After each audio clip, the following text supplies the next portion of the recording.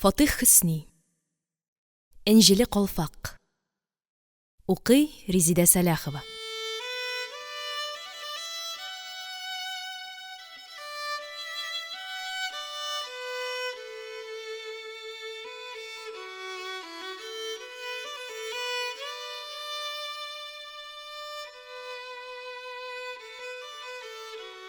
Әлислах газетасы идарәсен Екатерининская урамындагы 63-нче йортка Фатих Әмирханның әтисе белән бер туган апасы Мәрьям Аппакова фатирына күчергәч, Габдулла өчен көтелмәгән хәлләр килеп туды.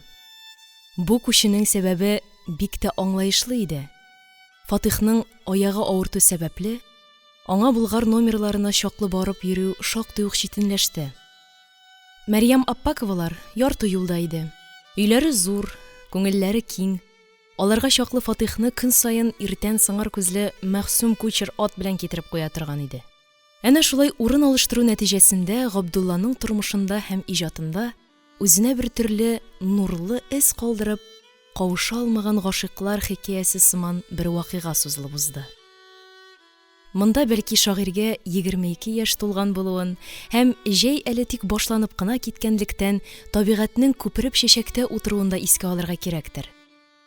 Һәр хәлдә дуслар үзләре генә калган чакларда сөю мәхәббәт, назлау һәм назлану темасына ешрак сүз кузгата башладылар. Мондый әңгәмәләрне күп вакытта Фатих башлап җибәрә. Ул үзенә хас шәнечкеле шаянлык белән ниндидер кинаяләр ясый, үткен генә итеп төрттергәләп куя. Шуннан соң инде бер читтә шәкертләр булып кына утыручы яшь җилкенчәк әкренләп кузгалып бәхәскә кушылып китә. Гәп кызганнан кыза бара, кешеләр үзләре дә сизмәстән бу мәсьәләдәге карашларын, зәвыкларын, идеалларын ачып салалар.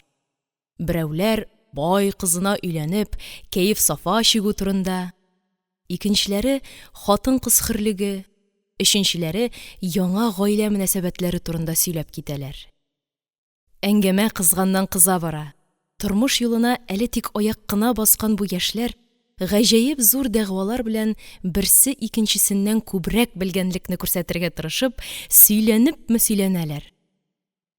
Үзеннән үзе башланып китә торган мондый әңгәмәләр ничаклы гына кызу булмасыннар, гадәттә бер якның да өстенлегенә китермичә, шундый ук кинәтлек белән сүнеп тә калалар. Фатих үзе әллә кайчан сүздән туктаган, кәнәфигә кырын яткан хәлдә яшь җилкенчәкнең бәхәсләшүен читтән генә көлемсерәп тыңлый бирә. Бу көлемсерәүдә бер үк вакытта яшьләрне бер кадәр баласытып карауда, аларның әкренләп фикер йөртә башлавын күреп, эчтән генә куану да сизелә. Шулай да, ди ул бер читтә дәшми тынмый гына тыңлап торган Тукайга борылып, шулай да, Габдулла әфәнде, сезнең дә хатын-кыз сөю сәгадәт хакында ничегрәк уйлавыгызны белеп китсәк, зарар итмәс иде. Булай да кечкенә буйлы Габдулла Фатихның мәсьәләне шулай кинәт һәм кабыргасы белән куюыннан соң бөтенләй куырылып калгандай була, аның йөзеннән чак кына сизелерлек алсу кызыллык уза. Әмма ул югалып калмый. Шулай ук бу мәсьәлә буенча күңелендә йөргәннәрен бер юлы селкеп салырга да ашыкмый. Әгәр миңа калса, Фатих әфәнде, мин дөньяда бары тик 2 генә хатын-кызны беләм. Берсе Пушкинның Татьянасы, икенчесе минем немец теле укытучым Мария Карловна. Әгәр дөньядагы барлык хатын-кызларда шулар кебек олы күңелле булсалар, мин әлбәттә алар белән бер урамнан рәхәтләнеп йөри алыр идем. Һәм бу турдагы нәтиҗәсез бәхәсләрне шуның белән очларга теләп, Фатих әфәнде, онытмаган булсагыз, без бүген Аркадиягә чыгарга булган идек, дип Әмирханның исенә төшерә. Фатих урыныннан кузгала башлый һәм шуның белән сүз дә өзелеп кала. Аркадия бакчасына чыгарга теләүчеләр күп һәм бик чуар була. Көн матур торып, вәгъдә ителгән Сабан туеның шәп булуы көтелгәнлектән, хәлле хәленчә дигәндәй һәркем барырга, күрергә, ирек ачып кайтырга омтыла. Кабан күле өсте җай гына йөзүче җиңел каеклар, җилкәнле көймәләр белән чуарланып кала. Ишкәкләр ак чабаклар кебек әллә кайдан ук ялтырап күренәләр. Тегеннән дә, моннан да гармонь һәм җыр тавышлары ишетелеп тора. Зариф муллага Чистайдан кунак булып инесе Нәҗип хәзрәтнең кызлары килгәнлектән һәм аларның болай да күп тармаклы нәсел-нәсәбе мондый күңел ачу көннәрендә бергәләп йөрергә яратканлыктан, Аркадиягә барырга теләүче кунаклар шактый ишле чыга. Сыңар күзле Мәхсүм кучердан башка тагын берничә экипаж да ялларга туры килә. Юлда барганда Фатих алдагы тарантаска төялеп һәм ефәк шәлләр астына кача төшеп утырган калфаклы кызларны күрсәтеп, Тукайның янтыгына төртә. Әнә, алар арасында синең иҗадиятең алдында сәҗдә кылырга әзер торучы поклонницаларыңнан берсе бара. Караны, Габдулла әфәнде, әгәр җае чыгып, мин ул туташны синең белән таныштырырга уйласам, тәшәккердән башка бер сүз дә әйтмәссең дип ышанам. Фатихның бу искәртүеннән соң Габдулла эчтән беркадәр тәшвишләнгән кебек булса да, сиздерми, бары тик дустана бер төс белән көлемсерәп кенә куя. Тәэссүфкә каршы, мин бит, Фатих җаным, туташлар белән әңгәмәгә әзерләнеп чыкмадым. Зарары юк. Алар үзләре дә әле яңа ачылып килә торган милли чәчәкләребезнең тик бүреләре генә. Алар синнән философия көтмиләр. Җаен туры китереп, синең авызыңнан чыккан берәр кәлимә сүз ишетсәләр, шуңа бик канәгать булырлар. Бәлки шулайдыр да.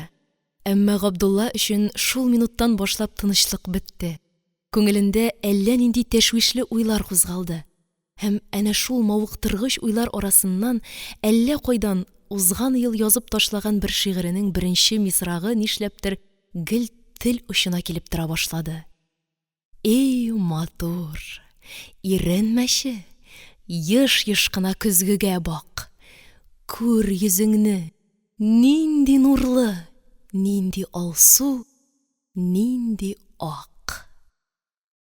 Барып җитеп экипажлардан төшүгә, яшь җилкенчәк үзара бер шикердәшеп, ыгы-зыгы килеп алды.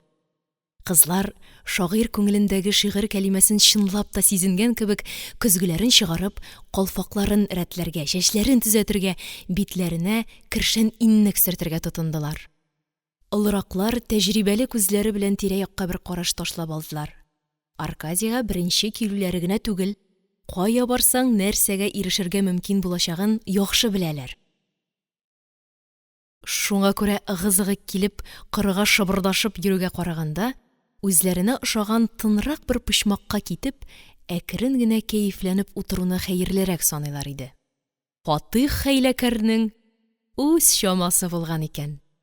Шунда тарантаста утырган җиреннән генә үз башын тәртипкә китерде дә: «Туктагыз, Габдулла әфәнде, сез торып торыгыз, мин туташлар янына барып килим әле», дип, атын тарттырып, кызлар төркеме янына таба китте.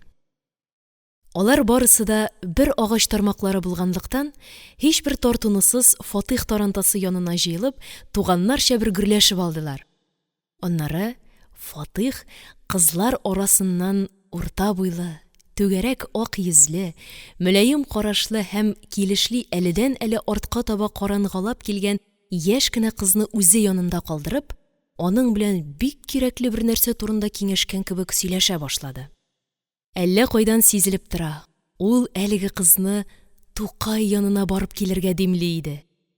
Чәченә ак калфак кадаган, өстенә килешле батист күлмәк киеп, иңенә озын чуклы ефәк шәл салган, җиңел сынлы бу кыз яшел агачлар фонында дөньяга бары тик бер генә көнгә килгән ак канатлы күбәләк төсле күренә иде.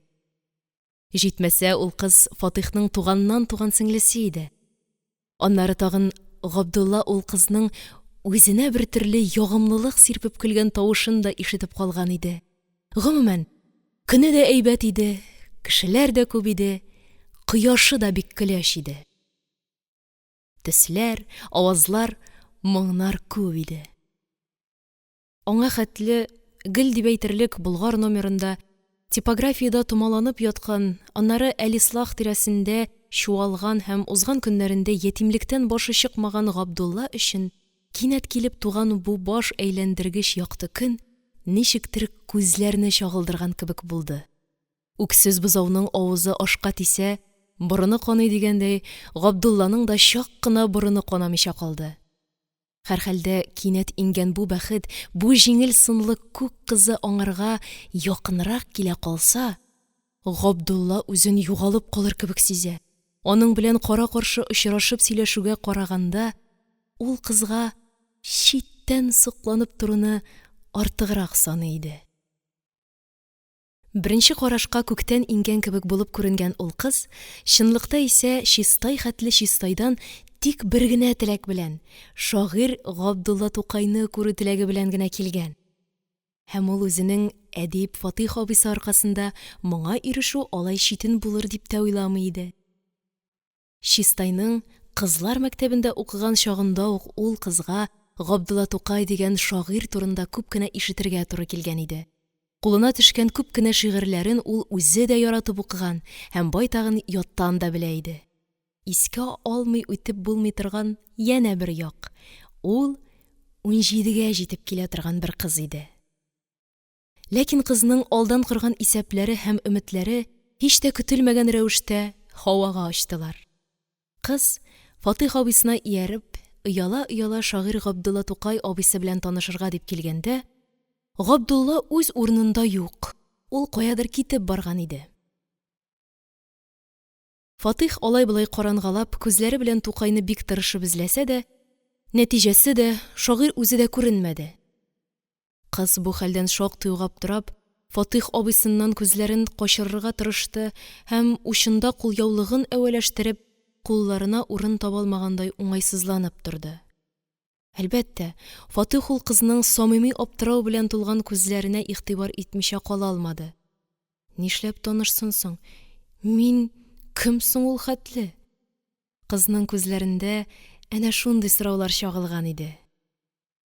Кыскасы, бу уңышсыз омтылыштан соң ул яшь кыз бөтенләй уялып, кызарганнан кызара бара, аның тик калфак астыннан ак маңгаегына балкып күренә. Һәм бу уялу, бу алсу кызыллык, булай тилмереп калу аңа искиткеч килешә иде. Алар абыйлы-сеңелле бер-берсен яңа гына күргән кебек күзгә күз карашып алдылар. Сүз ялганмады, бары тик абый, сеңелем дигән кыска-кыска эндәшүләр генә ишетелгәләп калды. Мәйдандагы халыкның гөрләве, тынлы оркестрның һәм төрле исерек авазларның бергә кушылып, буталып ишетелә башлаганнан соң гына алар кинәт айнышып калган кебек булдылар. Әйдә, Зәйтүнә, утыр. Халык янына барыйк. Ихтимал, Габдулла әфәнде дә шундадыр, диде Фатих буйрык тавышы белән. Зәйтүнә, һич бер каршылык күрсәтмичә, абыйсы янына тарантаска менеп утырды. Һәм алар атны мәйданга, халык төркемнәренә таба тарттырдылар. Мәйдан тирәсенә якынлашу белән кыз тарантастан җиңел генә сикереп төшеп, абыйсына бер сүз дә әйтмичә, каядыр йөгерде. Теге озакта узмады, яңадан әйләнеп килде. Юка күлмәктән, ефәк шәлен иңенә төшереп, чак-чак кына аптырап, үз-үзенә урын таба алмыйча, әле ары, әле бире сугылып йөрүче бу кыз үзенең әйтелмәгән хисләре, түгелмәгән күз яше, ачылмаган өметләре белән ялгыздан-ялгыз калгач, беркадәр сәер сыман күренә. Аның рухи кузгалышын белмәгән кешеләр өчен бу һәрхәлдә аңлаешсыз бер очыну иде. Чынлыкта исә безнең Габдулла да шундыйрак рухи кичерешләрдә йөргән булса кирәк. Һич тә уйламаганда ул да агачлар арасыннан бер үзе килеп чыкты һәм тарантаслар янында алар әлеге чистай кызы белән икәүдән-икәү очрашып куйдылар. Очраштылар, ләкин икесе бердән аптырашып калдылар. Сезне Фатих абзый эзли, Габдулла әфәнде, дип телен көчкә-көчкә генә әйләндереп, ниһаять әйтеп куйды кызый. Мин аны югалттым, диде Габдулла, кызга чак кына бер караш ташлап. Шәл чукларын бетергәләп, нишләргә белмичә аптырап торучы Зәйтүнә бер үк вакытта матур да, аз гына кызганыч та иде. Сезнең калфагыгыз ычкынган булса кирәк, туташ, диде Тукай бераздан. Чынлап та, калфакның каптырмасы ычкынган, кылайып бер якка авышып төшкән иде. Зәйтүнә ике куллап калфагына ябышты. Кыз калфак белән маташкан арада, Габдулла инде бер кадәр кыюлык җыеп өлгергән, уй-фикерләре искиткеч бер ачылу белән ачылып, күңеле аеруча хушланып калган иде. Кыз белән якынтынрак танышып, аның кайда һәм ничек укуы, Казанга күпмегә килүе турында сорашырга теләде. Ләкин оялчанлыгыннанмы, әллә бүтән берәр сәбәп аркасындамы, кыз тиз генә ачылып китмәде. Габдулла абыйсы куйган сорауларга кыска-кыска гына җаваплар кайтарды да: "Гафу итегез, мине анда иптәш кызларым көтә торгандыр", дип китеп барды. Төрлечә юрарга мөмкин иде бу ашыгып китеп баруны. Ә Габдулла аны тик бер генә төрле юрады. Мөмкинме соң мин ярлы Гидайга оҗмах кошлары турында уйларга? Күңелгә нәрсә килмәс ул? Әмма шул минуттан, нәкъ әнә шул өзгәләнгән минуттан башлап, ул сөю сәгадәт дигән хәлнең тетрәткеч көчен татып калды. Шулай көйдерә торган булып башлана икән шул ул. Файдасыз бер ит кисәгеннән гыйбарәттер йөрәк. Пәрә-пәрә кисмәсә, гыйшык, мәхәббәт кайчысы.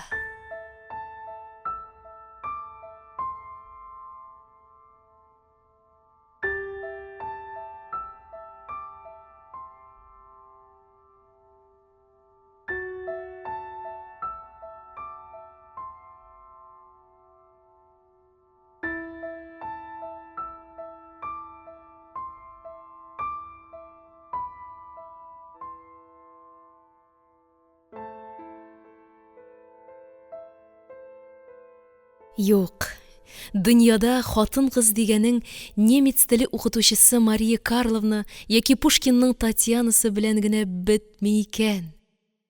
Дөньяда тагын урта буйлы, түгәрәк ак йөзле, шомырт кара күзле, озын керфекле, оялчан кыз Зәйтүнә дә бар икән. Менә ул, иңенә озын чуклы ефәк шәлен салып, кабарынкы чәчләре өстенә ак калфагын утыртып, чак-чак кына аптырап, чак-чак кына көлемсерәп, агачлар арасыннан, кояш нурлары арасыннан, тавышлар, бәләкәй генә шатлыклар, кечкенә генә гөнаһлар арасыннан бер ялгызы ак канатлары белән җилпенә-җилпенә килеп чыга. Һәм Габдулланың ялгыз номерына, хәтта бикле ишекне дә ачтырмыйча, әллә кайдан гына үтеп кереп, шагыйрьнең аяк очларына килеп туктый. Һәм бу юлы ул һич тә курыкмыйча, үпкәләү яки назлау сүзләре белән баш катырмыйча, ачыктан-ачык икрар итәргә тотына. Мин сезнең шигырьләрегезне яратам гына түгел. Мин сезнең шигырьләрегезне яттан беләм, Габдулла әфәнде. Рәттән бик күп тапкырлар кабатлана торган бу гади сүзләр ул фәрештәнең уймактай авызыннан чыкканда кабатлану булып ишетелмиләр.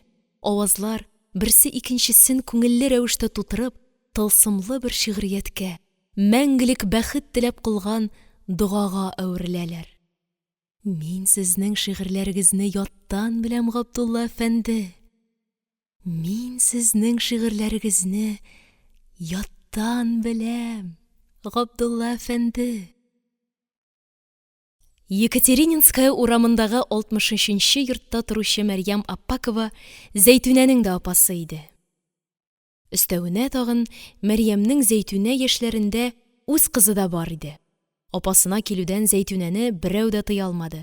Шулай итеп, чистай кызы Зәйтүнә әлислахчылар тирәсендә еш кына күренгәли башлады. Сирәк-сирәк кенә булса да сүзләр дә ялганып киткәли, ләкин уку, мәктәп, мәгърифәт һәм тәрбия темасыннан еракка китми. Иң кызыгы бу тыйнак күңелле, әдәпле кыз белән очрашып, сөйләшкәләп алган саен, Габдулланың күңелендә әллә нихәтле әйтелмәгән матур фикерләр уяна бара иде. Һәм ул шушы 1908 елның җәендә күп кенә мәхәббәт шигырьләре язды. Дуслары арасында сөю сәгадәт темасына сүз чыкса, рәхәтләнеп колак сала. Үзе дә кайбер репликалар кыстыргалап куя. Уңышсыз гашыйклардан рәхәтләнеп көлә, еш кына Фатихтан аның мәхәббәт романнары турында сөйләтә, аларга карата үзенең фикерләрен әйтә, ләкин сүз туры килеп аның үз мәхәббәтенә кагыла башласалар, һаман шулай нәкъ борынгыча әйтеп, мин дөньяда 2 генә хатын-кызны беләм дип кырт кисеп җавап кайтара иде. Әл-Ислах идарәсе тирәсендә калфаклы кызларның йөрүе туктамады. Ахырда бер көнне бу шыбырдашулар редакторга ук барып ишетелде, һәм ул егет җилән тирәсендә кызларның чуалуын редакциядә кыз-кымыз чырылдатып йөртүне ошатмаганлыгын белдерде. Шулай да яшьләр үзләренекен иттеләр. Габдулланың чистай кызына күңеле төшкәнлеген әллә кайдан сизенеп, аларны ныклап бер очраштырырга булдылар. Әлеге шул 1908 елның җәе иде. Әл-Ислах идарәсе урнашкан фатирга берсеннән-берсе матур киенгән 2-3 кыз килеп керде. Булар барысы да Фатихларның туган-тумачалары булып, арада әлбәттә Зәйтүнә дә бар иде. Һәм бу килүендә ул аеруча матур иде. Элек Фатих үзе, аннан башкалар Габдулланы туташлар янына чыгарга чакыра башладылар. Ләкин Тукай, әле теге, әле бу сылтауны табып, һаман редакция бүлмәсендә кала бирде. Ниһаять, хәйләгә ябыштылар. Кызлар саубуллашып чыгып киткән булдылар. Ишек ачылып ябылган тавышлар, хушлашулар, безгә дә килеп утырыгыз кебек сүзләр ишетелеп калды. Шуларның барыннан соң берсе Габдулла янына кереп, «Әйдә, үзебез генә калдык. Эшеңне куеп тор, берәр партия шашка уйнап алыйк», дип сөйләнә-сөйләнә Тукайны култыклап, түр якка алып чыкты. Һәм каушап кызарган шагыйрьне шундый ук каушап кызарган Зәйтүнә янында калдырып, үзе чыгып китте. Бер җәй эчендә менә 2нче тапкыр инде Тукай бу сөйкемле кыз белән икәүдән-икәү торып калды. Ләкин алар бу юлы да нәзакәтле исәнләшүдән һәм бер-ике авыз сүз әйтешүдән ерак китә алмадылар. Тик исә шул Габдулла бу күрүендә кызның башындагы калфагы чын инҗле калфак булмаганын белеп алды. Һәм әгәр якынтынрак танышып китсәләр, ничек булса да тырышып, аңа чын инҗле калфак алып бүләк итәргә дип күңеленә беркетеп куйды. Очрашулар, сүзләр кыска һәм ашыгыч булган саен, шагыйрьнең сизгер күңелендә сөйкемле чистай кызы үскәннән-үсә бара иде. Килде бер вакыт, хәтта шул көзне үк, Тукай иптәшләре ярдәменнән башка да Зәйтүнә белән сөйләшергә һәм нәтиҗәле итеп сөйләшергә җөрьәт итә алырлык бер кыюлык җыйды. Шагыйрь күңелендә мондый бурылышны тудыра алырлык вакыйга һич тә көтмәгәндә килеп чыкты. Кызыклы да, гыйбрәтле дә вакыйга булды бу. Әллә кайдан гына Казанга килеп чыгып, гаҗәеп бер өлгерлек һәм шомалык белән Бәянел Хак, Нур газеталарында бер-бер артлы берничә көйле сүзләр тезмәсе бастырып чыгарган һәм шундый ук җитезлек белән Казан сәүдәгәрләренең түрләренә менеп тәлинкәләрен яларга, алар төшкергәнгә дөрес, шәп чыкты дип раслап торырга өйрәнеп өлгергән Рәкыйп Җамал дигән шагыйрь, байлыкларына кызыгып, Апанаевларның җир-суга, таш-пулатларга хуҗа булган 60 яшьлек карсак буйлы кызына, Шауки Фатимасы дип бөтен Казанда атакка алынып сөйләнә торган кызга өйләнеп куйды. Бу берсе алма, берсе хөрмә, шәһәрне шаулатып туй иттеләр. Урамга файтоннар чыкты, кесәләрдән янчыклар чыкты, ишек алларына майлы чәкчәк, милли пәрәмәч исләре чыкты. Һәм шул уңайдан Әл-Ислах газетында Тукайның «Хәзерге өйләнүчеләр» дигән шигыре басылып чыкты. Күңелләр саф чагында шәп, матур кыз сайлыйлар анлар. Булыр безнең хатын булса йөзе айдай диләр анлар. әгәр дә басса дөнья һәм муеннарда бурыч тулса, убырлы карчыгыңны да алырлар, акчасы булса. Бу шигырь шома кияү белән карт бикәч вакыйгасыннан шаулаган Казанны тагын бер кат шаулатып алды. Дуслары Тукай белән бергә көлеп, «Афәрин, Тукай!» диделәр. Дошманнары һәм печән базары, «Кайдан килеп чыкты бу тарбалаклар?» дип аптырап, башларын чайкарга тотындылар. Ләкин Габдулланың йөрәге моның белән генә басылмады.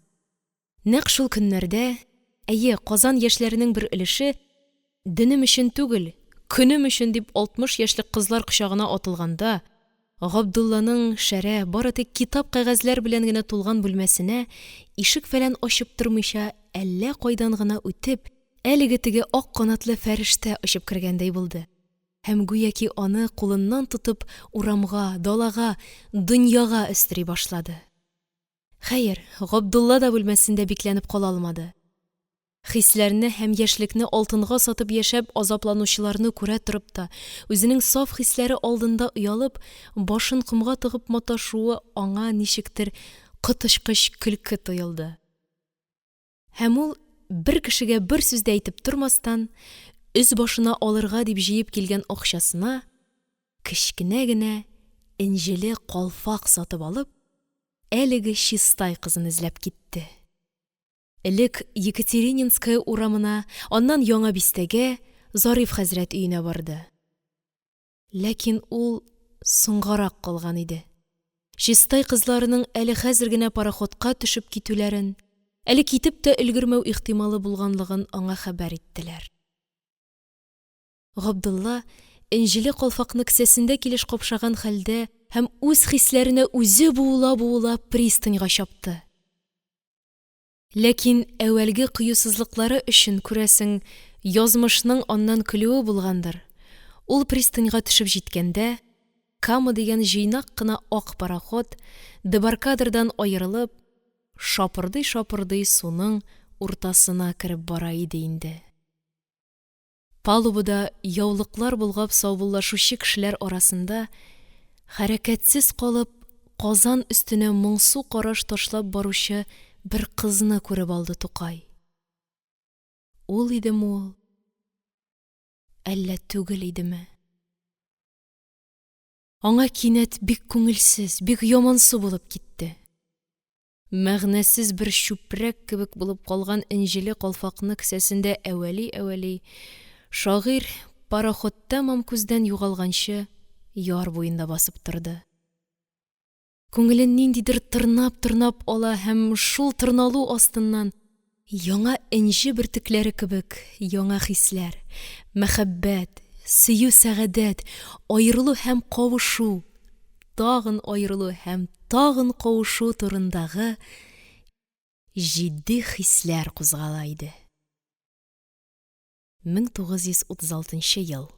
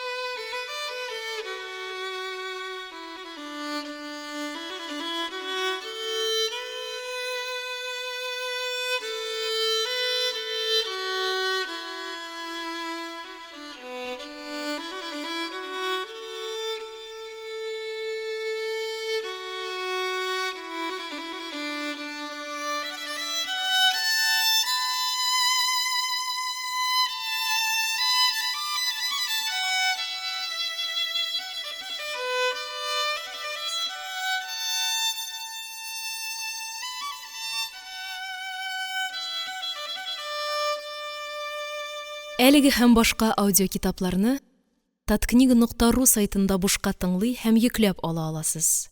Аудиокитапларны коммерция максатларында куллану тыела. Татарстан китап нәшрияты, 2018 ел.